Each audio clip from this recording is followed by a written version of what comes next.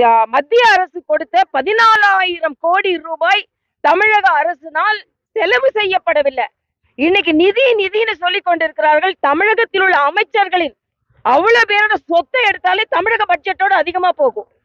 எப்படி உங்களுக்கு எல்லாம் இவ்வளவு சொத்து வந்தது? 7 அமைச்சர்கள் மீது ஊழல் குற்றச்சாட்டு இருக்கிறது. இன்னைக்கு இவங்கள எப்படி சம்பாதிச்சாங்க? இவங்க அது கொண்டு இன்னைக்கு ஒரே ஒரு விஷயம், இங்க நம்ம பள்ளிக்கரணை சதுப்பு நிலம், இந்த பள்ளிக்கரணை சதுப்பு நிலத்தை 2,000 கோடி ரூபாய்க்கு ஒரு தனியாருக்கு ஒப்பந்தம் கொடுத்திருக்கிறார்கள். இதை எப்படி நீங்க அனுமதிச்சீங்க? எல்லா இடத்திலும் ஊழல். ஆக அந்த பள்ளிக்கரணையில தனியார் நிலம் அங்க ஆக்கிரமிப்பு செய்திருப்பதால் அந்த பகுதி மக்கள் துன்பப்பட்டு கொண்டு இருக்கிறார்கள். அதனால ஸ்டாலின் அரசு இதுக்கு பதில் சொல்லி ஆக வேண்டும். ஏதோ சும்மா காலையில இருந்து சாயந்தரம் வரைக்கும் டிராமா போட்டுட்டு இருந்தா முடியாது.